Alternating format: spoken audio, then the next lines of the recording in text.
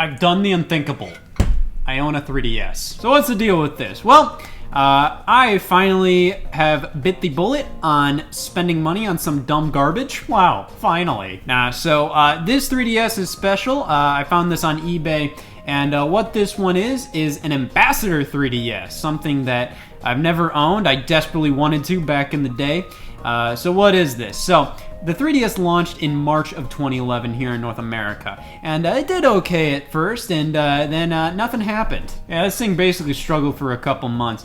That should have been kind of foreseen, considering there really wasn't much content coming out for the thing. Like, the damn eShop didn't even launch with this. It came out in like June, and the only major game that released after launch was Zelda Ocarina of Time 3D, which is a great game, but you know, it's an old game. And at launch, things were definitely not any better. You had Pilotwings Resort, which, you know, it's a good game, but it's Pilotwings. Steel Diver, again, you know, it's a fine game, but it's Steel Diver. And Nintendogs Plus Cats. I'm pretty sure Nintendo thought that was their saving grace. You know, Nintendogs was this massive hit on the DS, and they were thinking that, launching the 3DS with Nintendogs was gonna make the 3DS a massive hit, where it's like, you know, I don't really think Nintendogs really transcended generations as much as they thought it would. So, the 3DS did very well on, like, launch day, and then nothing for a couple months. It launched at $250 when most Nintendo executives kind of knew, like, they probably should have priced it at, like, $200 or something. And thus, a couple months into it, like in July of 2011,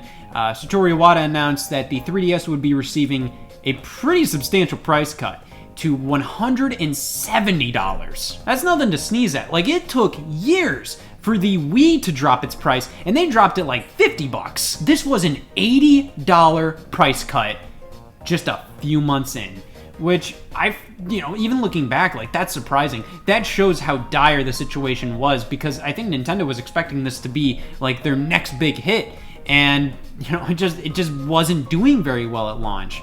So they cut it down significantly.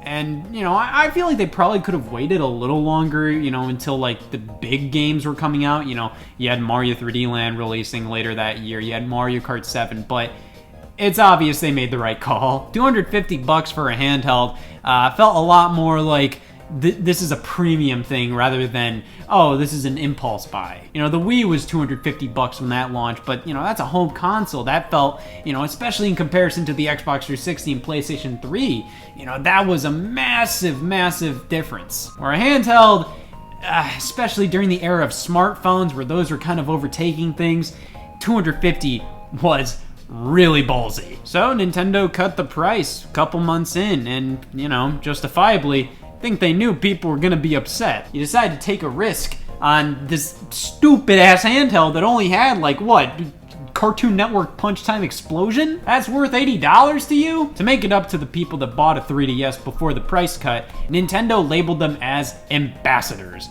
and gave them 10 free NES games, 10 free Game Boy Advance games, and an ambassador certificate. And when Nintendo announced the price cut was happening, I tried to scrounge up money so fast to just try to get a 3DS before the price cut went into effect. Like, I sold my DSi and I was trying to do all this stuff to get $250 before that price cut date, which was like August of 2011. And then I saw some news reports of certain stores having the price cut early, but those were still ambassador models. You know, like, Nintendo specifically set a date where they were like, if you purchase your 3DS before this date, you're an ambassador.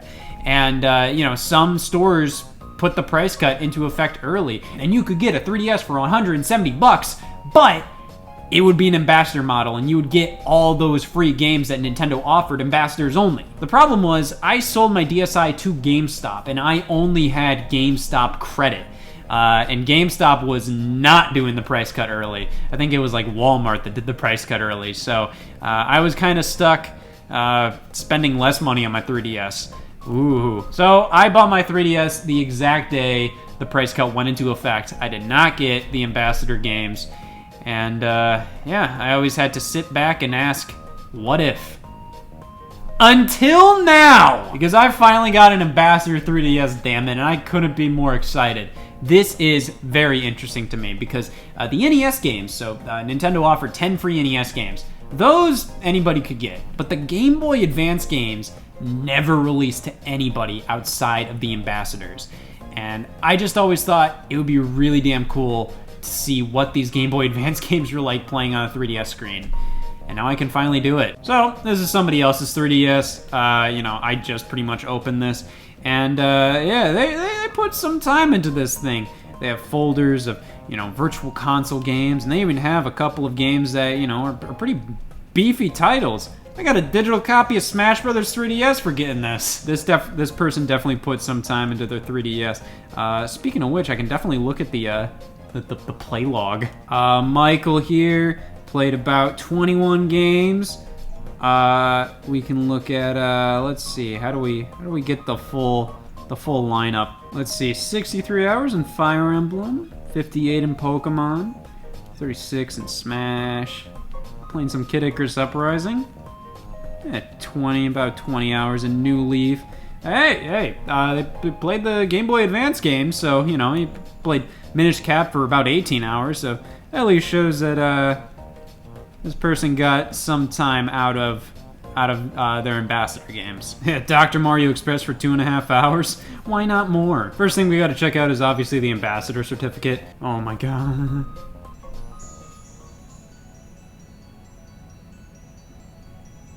Holy shit. Yeah, so this is just a video with scrolling text that's telling you if you want updates for any ambassador program related activities. Here's what you do.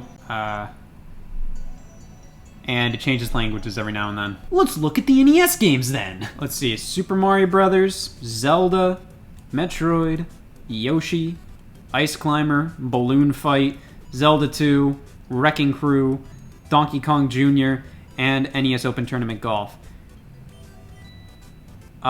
This is interesting. These titles have a different, like, demo screen. Like, that's how most NES games look when you download them off of the 3DS eShop. They have the little TV screen, and then they have the little 3D model of the NES here. But then games like Yoshi, very weird. These titles were all released significantly early to the ambassadors. NES games did come to the general public, and all of these games did. There were no NES games that were only ambassador titles. However, when these games were released to ambassadors, they were in an earlier state, and they didn't have features like save states. But yeah, these were the 10 games that were offered to ambassadors. Mario 1, Zelda, Yoshi, Metroid, Balloon Fight, Ice Climber, Wrecking Crew, Zelda 2, NES Open Tournament Golf, and Donkey Kong Jr. Honestly, a pretty weak list. Obviously, Mario, Zelda, Zelda 2, and Metroid are kind of the big ones there.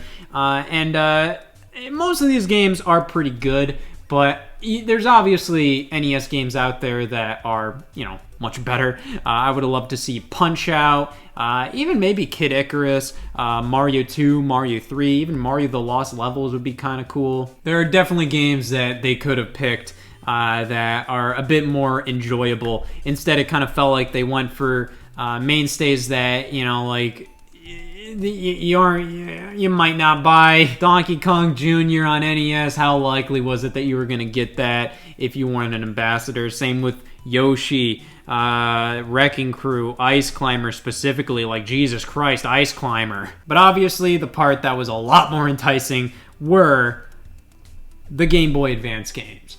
These were never available to the public. These were only available to ambassadors. And these released a couple months later. I believe the NES Ambassador games came out in December of 2011. The GBA Ambassador games came out in December of 2011. Because these obviously took a bit more time. GBA games are a lot more complicated. And this is really damn cool to see. Like, come on, I've never been able to hold a 3DS that could play F-Zero Maximum Velocity before. This is awesome! And just seeing, like, the startup screen, let me see this.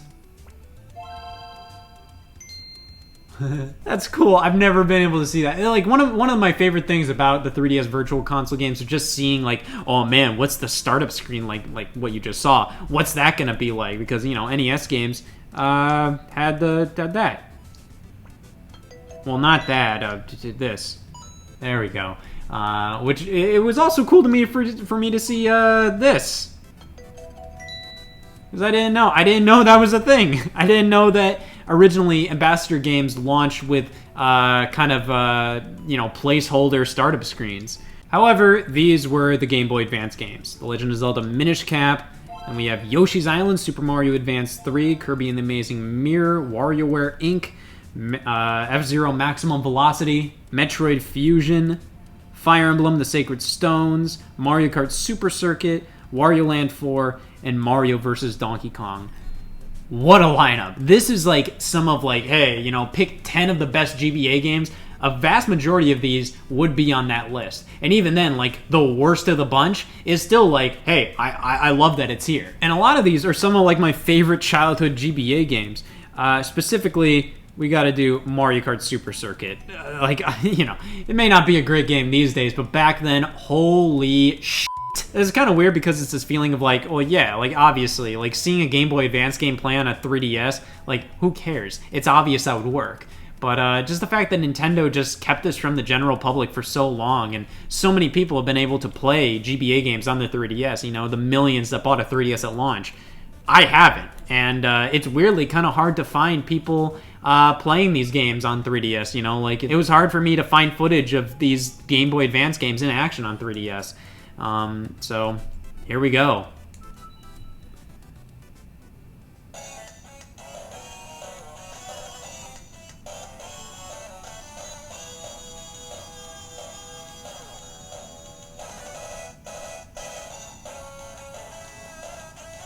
What the f***? Yeah, this is really surreal to actually be playing a Game Boy Advance game, let alone Mario Kart Super Circuit, on the 3DS. I also can't really see the screen right now, so it's a little hard to control this. But yeah, it plays really well. It plays like you'd expect it to. There is a catch though. Come on. Yeah, the GBA games act a little strange. Just as an example, so Mario Kart's playing, hit home. It's still going. Let me also see. So the time says 56 seconds. I'm going to close the 3DS for a couple seconds to illustrate a point here. So 56 seconds. And it now says a minute and 5 seconds. Oh, no. So that little warning on the bottom screen just kind of also says it all right there. About Game Boy Advance software in sleep mode. Closing the Nintendo 3DS while playing this Game Boy Advance software will not put the system into sleep mode. To end the game, press home to return to the home menu. Yeah, so the Game Boy Advance games are a bit strange. You can tell that these weren't fully optimized for the 3DS, and there's a couple of reasons for that. So, I'm just gonna make some assumptions here. I mean, I've looked into this a little bit, but obviously I'm not an expert on this matter, and this is just kind of me just kind of thinking through, just trying to make it make sense in my head. Okay, why don't GBA games go into sleep mode when you close your system? Why can't you do save states? Why can't you do this? Why can't you do that? Why are they so weird? And why weren't they ever released to the public? So the way I kind of view it is, obviously, the 3DS is capable of playing GBA games. GBA games are, we're 10 years old. The 3DS can play DS games. You can pop a DS game into it right now and play it there. 3DS games are so much more, demanding than GBA games. And, the 3DS can play NES games and Game Boy games and all this stuff, There's no reason why it theoretically shouldn't be able to play Game Boy Advance games. However, that's not what Nintendo really wanted. Nintendo wanted to emulate Game Boy Advance games and wanted those features in these games. They wanted the ability to make save states. They wanted the ability to go home and go into sleep mode and suspend software and all of these extra features that an emulator would allow. And I feel like Game Boy Advance games are demanding enough where they couldn't really emulate them per se. You know how DS games are playable on a 3DS? But DS games are kind of just, it's kind of like Nintendo just put a DS into the 3DS. You know, it's almost like the 3DS goes into DS mode when DS games are playing. When you pop a DS game into the 3DS, it doesn't even it doesn't suspend the software like it would with a 3DS game or a 3DS virtual console game like with an NES game or whatever. You know, like it just goes like, hey, you're gonna close this software pretty much. And the way the GBA games work is very similar to how DS games work on the 3DS. The way this article explains it is this isn't emulation, it's simulation. So pretty much, the 3DS is simulating the act of playing a Game Boy Advance game on the handheld, almost as if like you plug the Game Boy Advance game into the 3DS. Because the 3DS has the hardware to play DS games, and the DS had the hardware to play GBA games. So the function to play Game Boy Advance games is in the 3DS because it has a function to play DS games. You know, the hardware is there to play Game Boy Advance games, but only like play them in the sense of like plugging in a cartridge, because you could do that on the DS. You could plug a Game Boy Advance cartridge into the DS and it would play Game Boy Advance software that way. So you could play Game Boy Advance games on a 3DS if it had a cartridge slot for it, but it doesn't. So what Nintendo did is pretty much, you know, release like the ROMs to play on the 3DS. But, you know, like, it's kind of the same as, like, playing a DS game on here. You can't do save states and you can't suspend the software because that's a feature of emulation. And these aren't emulated. If anything, these are pretty true versions of the original games. You know, like, this is the Game Boy Advance game, all right? It's a way to play the games on the 3DS, but it's obviously not ideal. Nintendo would have preferred emulating the games because then you can make them a little better in some ways. Like adding the save states and allowing you to suspend the software, and also you can kind of make the games look a little better and kind of adjust them for the resolution of the 3DS screen. But as they are, they play fine, you know, like they work on the 3DS, but it's obvious that these are kind of like weird workarounds to be able to play these games, which that's why these games were never available to the public. I think Nintendo looked at these as kind of cool little bonuses, you know, like, hey, you can play these, you know, legendary great Game Boy Advance games on your 3DS, but in a state where it's like, hey, they're totally playable and they're fine, but you know, like, these aren't virtual console titles. These aren't versions of games Nintendo felt comfortable with releasing to the public, I'm sure. So pretty much the long and short of it is these games are pretty much played as if you plug the cartridge into the 3DS, and because of that, you don't really get the extra features and the benefits of an emulated version of the game. Nintendo's pretty much leveraging the chip used in the 3DS to play DS games, and since Game Boy Advance games were playable on the DS, that's how you can pretty much play Game Boy Advance games here. But because of that, you don't get the extra bonus features that you would get with normal Virtual Console releases. So these are kind of weird on 3DS, but they're most certainly playable. It's still really bizarre to be able to play these games on 3DS. It feels like this lifelong dream that I've finally been able to achieve.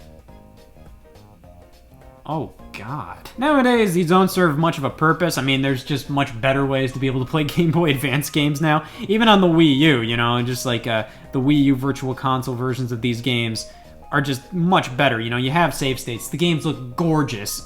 You know, like, you even have the manuals. The 3DS Ambassador Program versions of the Game Boy Advance games are a way to play Game Boy Advance games, and not much else. But I have to hand it to Nintendo. These are some high-quality Game Boy Advance games. And they didn't have to do Game Boy Advance games. They could have done something like Game Boy games or Game Boy Color games or anything else that would have been easier and cheaper for them to do. But they went above and beyond and gave ambassadors 10 games that nobody else could get. And sure, they might have been kind of gimped versions of the games in the sense of like, yeah, like, you know, these aren't full-blown Virtual Console games with all the bells and whistles you'd expect. But it's not like they were worse versions because of it. You know, they just weren't Virtual Console games. These are, by and large, the games you expected. And the games they picked, like, my God, really great stuff here. Some of the best Game Boy Advance games, you know, not like the top 10 greatest ones, but at the very least, I'm sure like all these games are in like the top 30, top 40 games. And roughly considering that if these games were virtual console titles,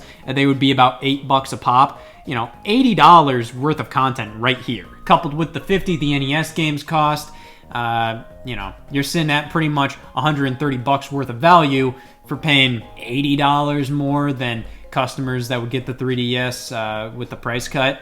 That's pretty good. And that's not even taking into account the Ambassador Certificate. Yeah! It's really cool to own an Ambassador 3DS now. Obviously, this isn't the definitive way to play Game Boy Advance games, and it's not going to be the definitive way for me to play Game Boy Advance games, but there's something kind of magical about seeing those Game Boy Advance games play on a 3DS. And it's just really cool that Nintendo did it. Sure, the GBA games aren't in, like, the greatest state, but they're in a perfectly playable one, and the NES games are cool to have there too. The Ambassador Certificate, my god! This was something Nintendo didn't have to do, but they did it because they didn't want their customers to feel burned. And this was like one of the coolest things Nintendo did for the customer.